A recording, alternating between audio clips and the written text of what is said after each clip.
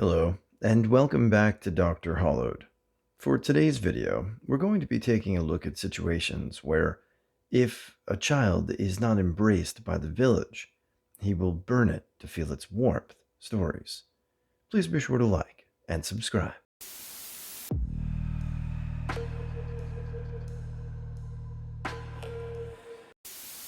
I used to work for a trust-building factory where turnover was high. I got the job because my friend was already working there. For context, I was betrayed by my post-secondary school co-op program, where I got my tuition fully reimbursed by them, and my last job was at Home Depot. It was going well there until they no longer gave me and the 30 other seasoned employees hours and gave them all to new hires who were cheaper. So I was already feeling relatively betrayed by the world at this point, and hoped my new job would be different. And it was for a while. They liked my work ethic and even gave me a golden employee review saying that I was doing very well and should keep it up. Later on, my best friend who was also looking for work also got hired on and he was also getting golden reviews. Things were looking good. Until they weren't. By the beginning of winter of 2022, the company started treating me and my friend very differently. Just 1 week after we got our glowing reviews, and how they were going to put us in charge of a new line, they started looking for any reasons they could to write us up. Even when they had nothing to accuse us of, the boss and foreman were actively looking for anything they could to get us in trouble or written up. But nothing came of it, of course, because there was nothing to write up. Now, keep in mind, there were people at the company who definitely deserved to get written up but never were. They would be coming in high or drunk, constantly breaking stuff, taking half-hour breaks in front of the foreman and manager's office, but nothing ever came of it. That, and again, they had such a hard time finding new workers. Never mind good workers like they said me and my best friend were. So I found it suspicious that they were treating us like this. But then, in the middle of our Tuesday shift in early October, my best friend was fired for absolutely no reason. They never did give a reason, and only said some bullshit along the lines of you just weren't working out once my other friend pushed for a reason. They also told him to go home as soon as possible even though they fully knew that he and I relied on my other friend to carpool with him to get there. So he didn't have a ride home to the town half an hour away. In my mind, with everything going on, I suspected that they were trying to cut costs as they saw that they weren't going to be doing so well in the future, and that I would likely be next. That, and I couldn't stand the way they fired my best friend and treated him after he needed the job so much. So I quit. I felt even more disappointed in the world, and especially with that company. But little did they, and I at the time, know. But my cousin's newest job was being responsible for finding construction companies for contractors to hire to fulfill jobs. I told him everything. After some more investigations into the company, he found out I was right, and has since convinced other contractors to not get work through them. Last I heard from my friend who still works there, they haven't had any contracts come in since January. That, and they've now tried to get their employees to work at other retail locations, and they still have no work for them to do there or back at the factory. But he still refuses to admit that I was right about the company foreseeing business going downhill, which I said was the real reason my best friend got fired. I've still been unemployed ever since, but seeing the company be destroyed from the inside and find itself on the verge of impending bankruptcy was worth it. This is a bit different in vein, but I believe it fits. Divorced or separated parents, who are so focused on their own personal, romantic life that they forget that their kids have undergone a huge change, and even a few years later, it can be really hard on them. Just because a parent has moved on, either due to a physical need or due to emotional need, does not mean a child has, and it most certainly does not mean that a child is emotionally or mentally ready for a step-parent or a half-sibling. I know of so many cases where the parent has placed their own needs above their kids' needs, and these adults now have so many issues they seek various ways of help for them. One family, the parents separated when kids were under the age of 5. Within 2 years, the father had a girlfriend with a previous child living with him and expecting a new baby, a boy. The father had lived alone after separation and had a room for the kids for their time spent with him, but needed a bigger space due to step-kid and new baby, and the kids were made to share a room with a teenager they didn't know well, didn't interact outside of dad's residence and whom they weren't friends with, and they had nearly 10 years of age difference between the teen and the youngest of 2 original kids. Dad dismissed any idea that his kids from previous marriage may develop issues from their dad moving on so quickly in their eyes. Dad dismissed the idea that kids wanted to spend time with him alone, and used his time with the kids as a time for family, step-kid, stepmom, baby and kids from previous family. Now, well, the kids don't really care about the dad much. As bad as it sounds, The kids wanted their dad to occasionally prioritize time spent together as a threesome to bond, and he just didn't, so now they're not interested in spending any time with him or his family. He never listened to their requests because he thought that kids would adjust and adapt to the new situation. Another family, mom had kids with multiple fathers, all separated. Mom had to work a lot to make things happen, stressed a lot, and expected younger kids to be helped by older kids. Older kids were basically the cleaners, cooks, babysitters, childminders, and everything else between the earth and the sky for the younger kids, under the guise of you need to help out. That's what families do, and now they basically don't have a close relationship with their mother, nor do they want kids of their own due to their past and the fear that they may do the same for their own kids. Third family. Parents separated due to dad cheating.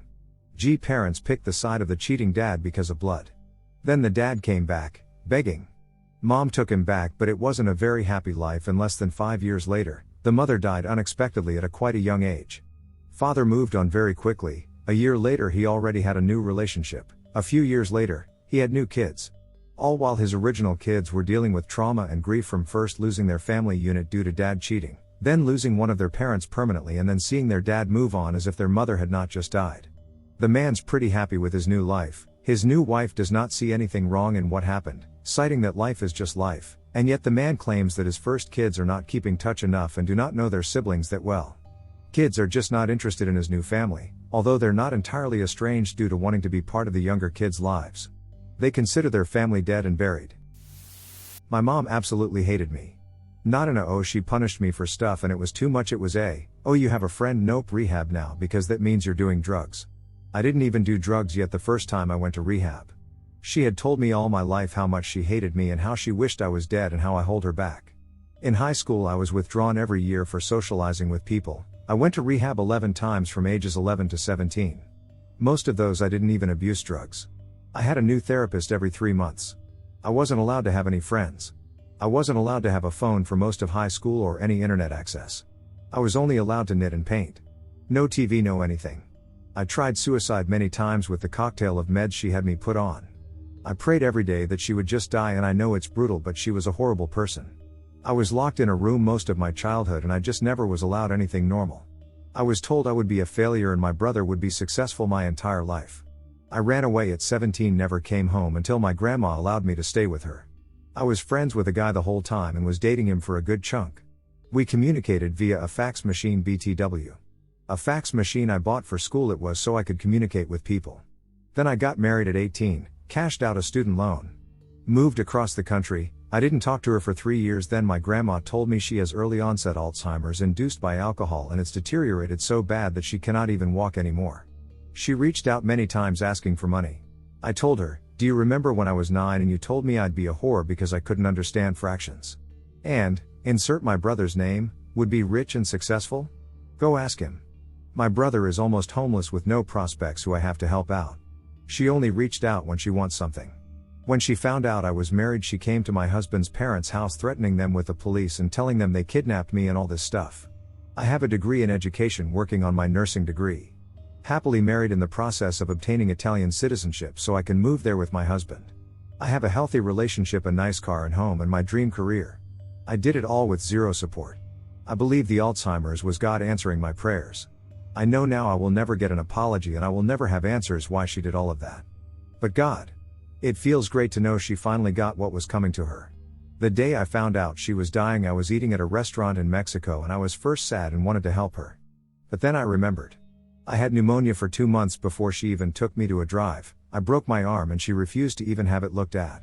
When I was in a car accident, I wasn't allowed to leave the house even though my head was pounding and my vision was fuzzy. I made the honor roll and she said in front of my classmates that it was principal's list, so she didn't care to even show up for my award. At middle school graduation I had really good grades. I had a speech and I was so nervous. My mom drank so much that morning that she couldn't even drive me. I had to walk 2 miles one way.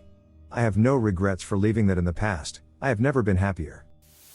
I was promised by a former child care employer that taking more relevant college credits in education/EKI, I'm a STEM major, would get me a higher wage as well as receive tuition assistance. After a year's worth of education/EKI credits, and a mountain of forms and paperwork completed to make sure this all went through, I found out a little after the 2-year mark of working there that I wasn't even making minimum wage. I paid for all of the courses out of pocket, and when I confronted them about the promise they had made me, I was told they would bump me up to the minimum wage. I frequently subbed for supervisors and often did more than was ever asked of me. Most of the time, they didn't even have it asked, it was already done or being done. I bought so much of my own supplies and materials out of my own pocket. Taking all of those education and EKI credits put me a year behind in school to graduate, and cost me thousands. Just minimum wage was a huge slap in the face, and I pressed them to do something more than that. They denied my request. Instead, they cut me from full-time to 9 hours a week. 9. I told them I needed more hours, and for weeks they promised me more. At some point, I told my supervisor in charge of scheduling that his promises were worthless, just like his presence at work. Not only did I quit, but I emptied my room, not cleaned. Fuck them, they could clean up my mess for once. The room was bare when I left, and when I came for my last box a few days after I quit, kids were saying how empty and depressing it was. I documented every incident, including a sexual harassment incident, and every coverage I did for my higher-ups when they couldn't be found or bothered, and reported every single one of them to the director of HR. Just a few months later, an old coworker told me that most of the people I reported were forced to move elsewhere or were let go of entirely. Fuck that place. Well, maybe not so much burning down the village, but this is a story that my gram fondly told me. I think my mom was in 4th grade when this happened. My grandparents sent my mom to private school throughout her elementary years.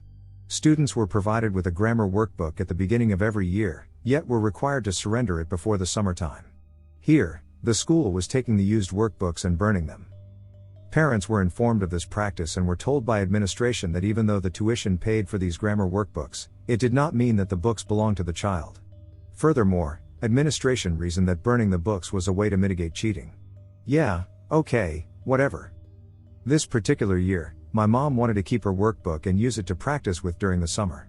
My gram told my mom to just take it because anymore the rule was dumb. My mom's teacher called my grandparents looking for the workbook and to come to the school to surrender it. Well, my gram decided that she was going to ask the teacher to make an exception for my mom and even offer to pay for the workbook so it wouldn't go into an incinerator. Gram and mom go to the school where the teacher was waiting for them.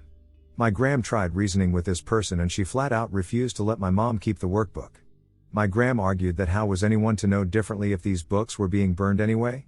That enraged my mom's teacher, who, up until that point, my mom really liked. This lady snatched the book out of my gram's hands, the two exchanged words, my gram grabbed the workbook back and promptly told this woman to go to hell. From what my gram said, the teacher was so taken aback that she just let my gram and mom go with the workbook.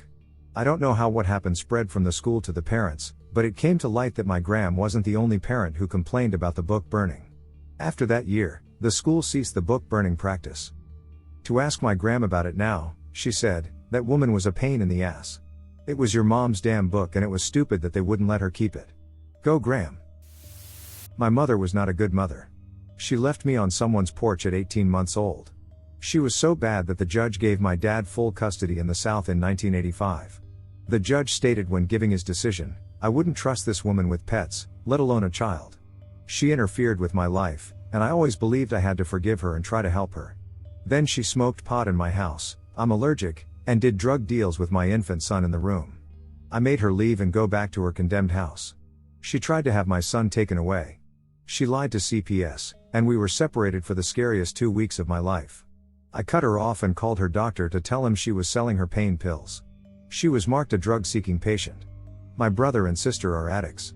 My sister cleaned up, but my brother never did. She stayed with my sister for years in poverty, and I went back to school and got a good job, a decent life, got married, and settled down. I refused to even let her see photos of my son. She left my sister in a tantrum because of the rules. My sister wouldn't let her pill seek, wouldn't buy junk food, or let her smoke in the house. She overdosed 3 days later in a filthy shack that her cousin owns. I drove up, and after every medical professional possible say she was brain dead, had her removed from life support. I paid for her cremation, bought an urn from Amazon, and no one would take her ashes. Her urn now sits on my back porch because she was never in my home, the one I bought and live in now, while she was alive, and she's not coming in dead either. I wouldn't even walk through the house with them. So I didn't burn the village down, just her. There is no victory in this story. I don't grieve her, but the idea of the relationship we should have had. I will say I'm a much different mother than she was. Back in the 80s as a kid, I was on a town swim team. There were older, 3 to 4 years mostly, kids that bullied me relentlessly. Wet towel snapping, tripping, slamming into lockers, everything you could think of. Adults never believed me when I complained, nor would they even bother to have someone supervise the area. One day they were pulling their usual shit in the locker room. About 24 boys were in the room, and of course no adults around. After getting shoved multiple times, I made it to a bathroom stall. I locked the door and stood on the toilet so they couldn't reach me. Everyone was hooting it up and egging the bullies on. At this point, I snapped. I knew there was only one thing I could do. I pissed on him. With great deliberation I dropped true, aimed my prepubescent pea shooter at the crack between the door and divider and let loose like a fire hose on the bully. I don't know how long I managed to shoot off, but the cheering quickly turned to screams and swears as they realized what I just did. Of course they ran off to find the coaches and claimed to be the victims. Thankfully there were a few others that corroborated my story. My punishment was that for 2 weeks I had to change in a separate locker room by myself. The bullies? Kicked off the team. Never saw them again. That was the last time anyone bullied me there. My mother. Her mother was an abusive, narcissistic alcoholic and her dad was dead. She had been at an orphanage briefly until her mother got her back, and growing up for her was a pain. Her and her family moved countries when she was young, which is important in a moment, and had dual citizenship. She grew up in a small and cramped apartment with her mother and sister, in a smallish town, being verbally and sometimes physically abused. Her relatives refused to help. So after finishing school, she moved back to her country of origin. Leaving everything behind, only keeping contact with her sister. Encouraging her to leave as well. Leaving their mother to live off of welfare and begging her neighbors for money. Something they were both forced to do just to eat.